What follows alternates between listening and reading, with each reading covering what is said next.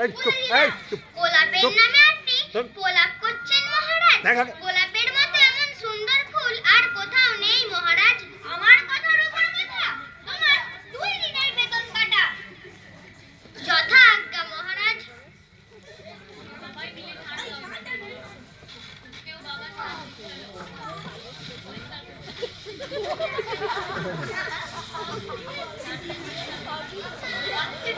ভালো কথা।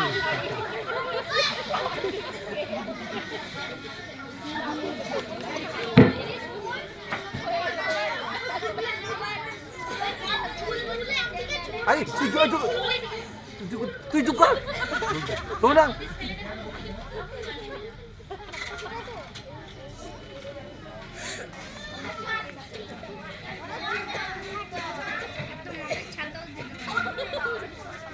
এখন পায়ে অবস্থা কি মহারাজ? আর গোলাপও নেই, কাঁটাও নেই, বলে সবই ঠিক আছে। যদি ধুলো দূর হতো তাহলে কতই না আনন্দ হতো। কি বলো মন্ত্রী? মহারাজ, পথ চলছে তো ধুলো থাকবেই। এই কিছু একটা করো, কাল থেকে যেন না আমার পায়ে ধুলো না লাগে। যদি না দূর করতে পারো তাহলে তোমার কাল থেকে 1 মাসের বেতনের আশা ছাড়ো। কি আনন্দ!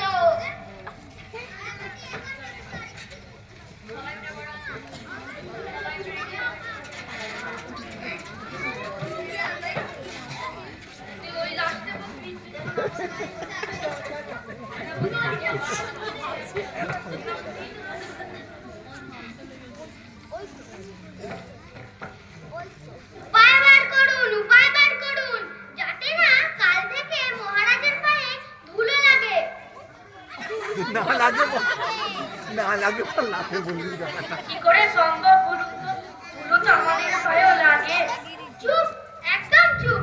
আমাদের পায়ে লাগে, লাগুক। আমাদের পা তো আর রাজার পা নয়। মশাই, একটা লোক রাখা হোক যে কাপড় দিয়ে পা পরিষ্কার করে দেবে, তবে পায়ে ধুলো লাগবে না।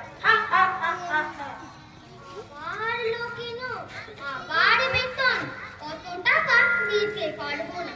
কর্ম খালি নেই। কিছু করা যাবে, কিনে যাবে। আবার হাসছে নাকি? ওইটা নকল দেখো, দিতেই হবে। হ্যাঁ, এটা চালাকটা। মহারাজ, আমার একটা প্রশ্ন আছে।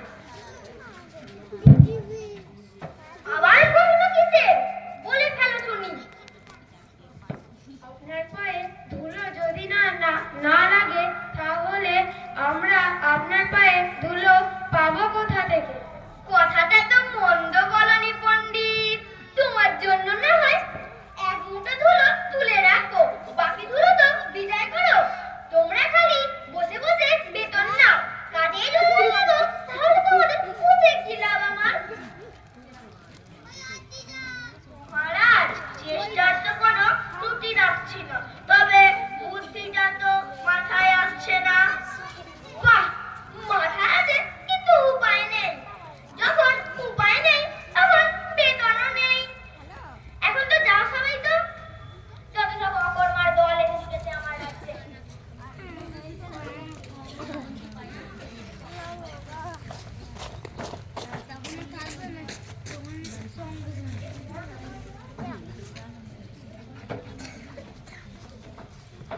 এই দেখুন মন্ত্রী মশাই, আমাদের রাজ্যের প্রাচীন পুঁথি।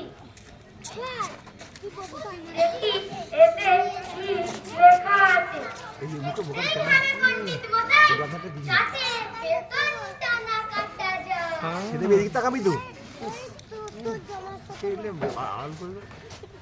মন্ত্রী মশাই, রাজ্যে যদি ধুলোবালি না থাকে তাহলে রাজ্যে ফসল ফলবে কিভাবে? আমায় জিজ্ঞাসা করছো কেন? আমি কৃষিমন্ত্রী, তুমি কৃষিমন্ত্রী। যত সব অকর্মার দল এসে জুটেছে আমাদের রাজ্যে।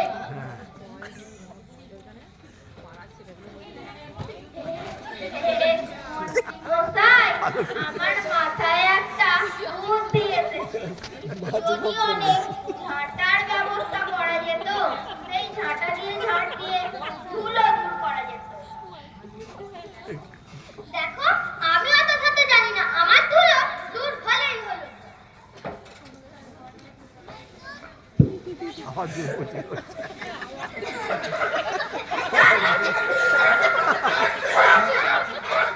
কাজটা বালি দিয়েছে। পরিষ্কার কিচ্ছু হবে না। তোমাদের এক মাসের বেতন কাটা।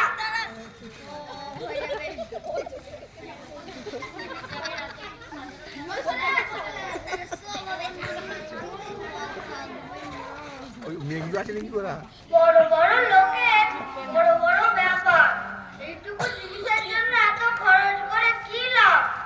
আমি যদি সুযোগ পেতাম তবে দেখিয়ে দিতাম। একবার চেষ্টা করে দেখোই না। যাও রাজার কাছে যাও, গিয়ে বলো রাজার পছন্দ হলে কিছু মোহরও পেয়ে যেতে পারো। ওই পাড়া বউ নাকি না? পাড়ার বউগুলি ভালো।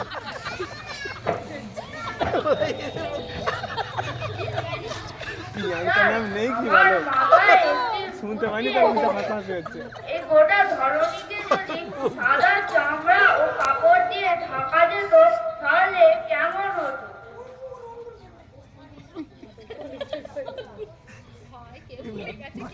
প্রিয়াঙ্কা বলবো তো, প্রিয়াঙ্কা বলে দেবে। প্রিয়াঙ্কা বলে পপ করে নেবো।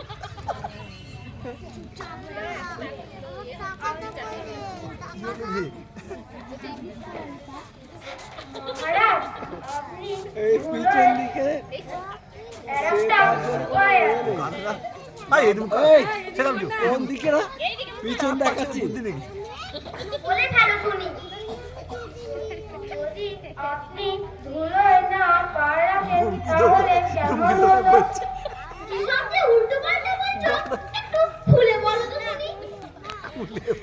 আপনি যদি ঘরেই থাকেন বন্ধ তাহলে কেমন হতো?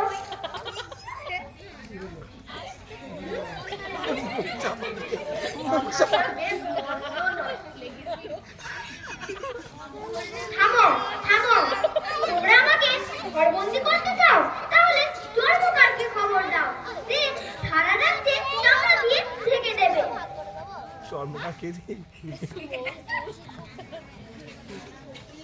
কোথায় রে চর্ম?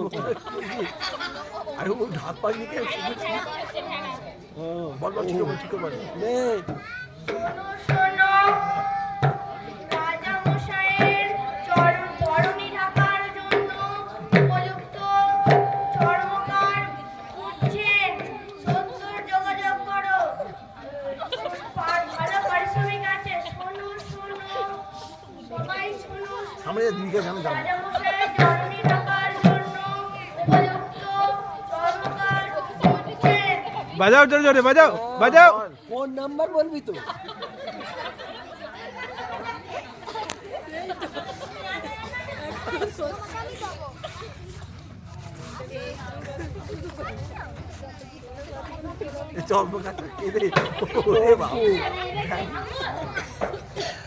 আবার পিছু। এদিকে কোথায় রে? উফ, মহারাজ, বেলুন আছে আপনার কাছে। আমার কাছে গরুর চামড়া আছে। আসলে বাইক আমার মাথা থেকে যাচ্ছে, ওটা কি করবে? শুধু চামড়া দিয়ে কি আর গোটা রাজ্য ঢাকা যাবে?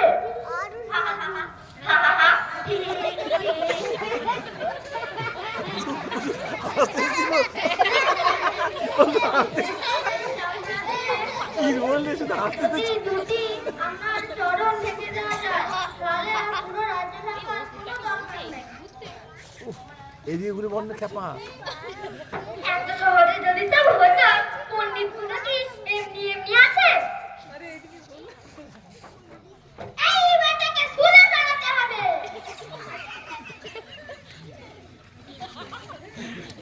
আমাকে ভুলে গেলি, কি মজা হয়েছে? আমাকে ভুলে গেলি না, কি হলো রে? আচ্ছা আচ্ছা, দুটো তোর কাছে দুটো।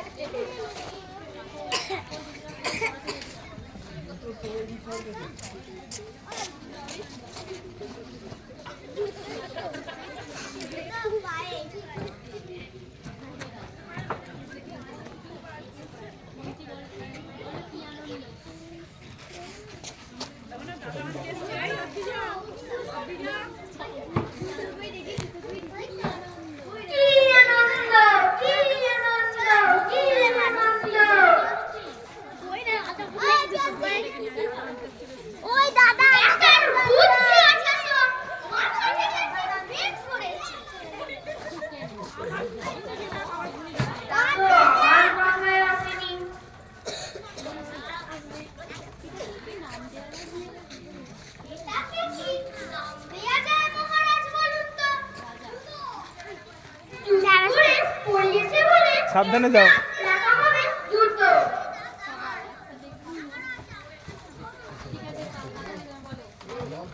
সাধু সাধু জুতো হলো রাজার কাজ। রাজা না পেলে জুতা। আমরা সবাই পেলাম জুতো থেকে মুক্তি। জয় মহারাজ গোপীচন্দ্রের জয়। এটাকে ধরো তো। আমার হাত ধরে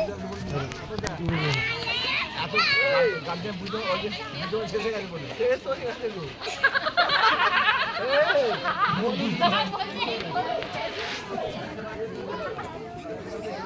ঠিক আছে, আপনাদেরকে তো হাততালিটা দিতে হবে, তাহলে বুঝতে পারবে সবাই। জুতো আবিষ্কার দিতে চলো।